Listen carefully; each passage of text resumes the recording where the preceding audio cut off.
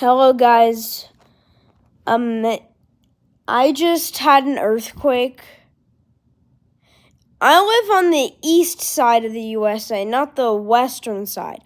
I live towards states like Georgia, like on the Atlantic Ocean side, not the Pacific. I just had a very small earthquake. It only lasted like 15 seconds, but it woke me up. Bam.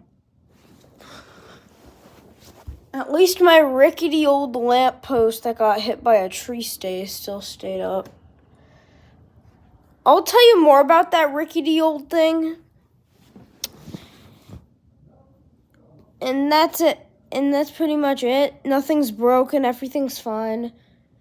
I just stayed on the couch. Have a beautiful rest of your day. Bye.